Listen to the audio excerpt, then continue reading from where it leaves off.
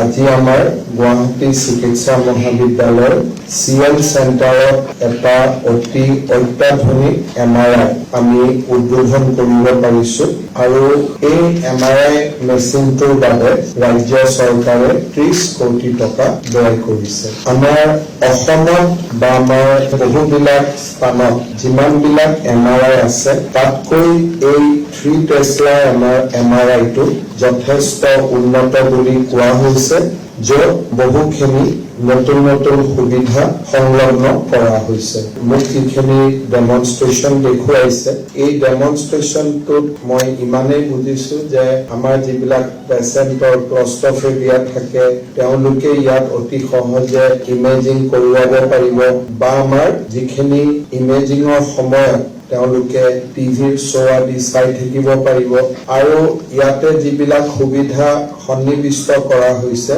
তাৰ ফলত বিশেষকৈ নিউৰলজিকেল যিবিলাক MRI কৰা হয় তাত আমি বহুত ভিতৰত গৈ ইয়াৰ ৰিজাল্ট আমি ল'ব পাৰিম, যিটো সাধাৰণ MRI আমি নাপাওঁগৈ। সেইফালৰ পৰা আজি আমাৰ বাবে এটা অতি আনন্দৰ দিন আৰু মই ভাবোঁ যে ই ৰোগীসকলকো সহায় কৰিব আৰু আমাৰ চিকিৎসকসকলকো সহায় কৰিব। এই CL চেণ্টাৰটো 2022 চনৰ 9 মে তাৰিখে ইনগ্ৰেট কৰা হৈছিল আৰু লাহে লাহে ই যথেষ্টখিনি সুবিধা পেচেণ্টসকলক দিব পৰা হৈছে। ইয়াত 8টা মডিউলাৰ অপাৰেশ্যন থিয়েটাৰ আছে আৰু আমাৰ চিকিৎসকসকলেও ইয়াত যথেষ্ট সা-সুবিধা ৰোগীসকলক দিব পাৰিছে।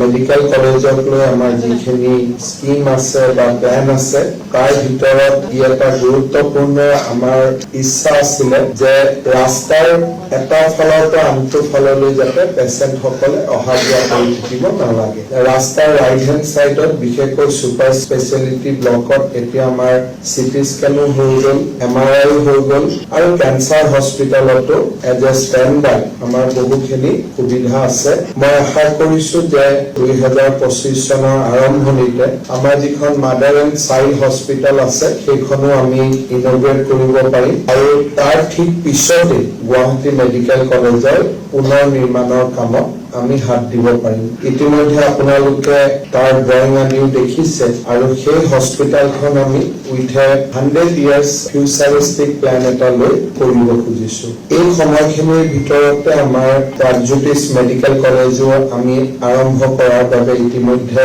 সকলো কাম আগুৱাই লৈ গৈছোঁ। ছেকেণ্ড মেডিকেল কলেজখন হৈ যোৱাৰ লগে লগে আমাৰ পেচেণ্টসকলে আৰু বেছি সুবিধা পাব পাৰিব আৰু সেই হস্পিটেলখনো আমি অহা বছৰৰ আৰম্ভণিতে উদ্বোধন কৰাৰ আশা ৰাখিছোঁ। মোৰ এটা ৰিকুৱেষ্ট হ'ব যে যিহেতু কাৰ্ডিঅলজি আৰু নিউৰলজি বা নিউৰ চাৰ্জাৰীৰ কাৰণে আমি এই চেণ্টাৰটো কৰিছিলোঁ, গতিকে আমি ইয়াতে পেচেণ্টক কেনেকে 360 ডিগ্ৰী সকলো সুবিধা দিব পাৰোঁ, টানটা নিউৰ চাৰ্জাৰীও আমি কেনেকে ইয়াত কৰিব পাৰোঁ আৰু যিকোনো ধৰণৰ কাৰ্ডিঅলজি ৰিলেটেড প্ৰচিডিউৰ আমি কৰিব পাৰোঁ তাৰ কাৰণে আমি প্ৰচেষ্টা কৰিব লাগে।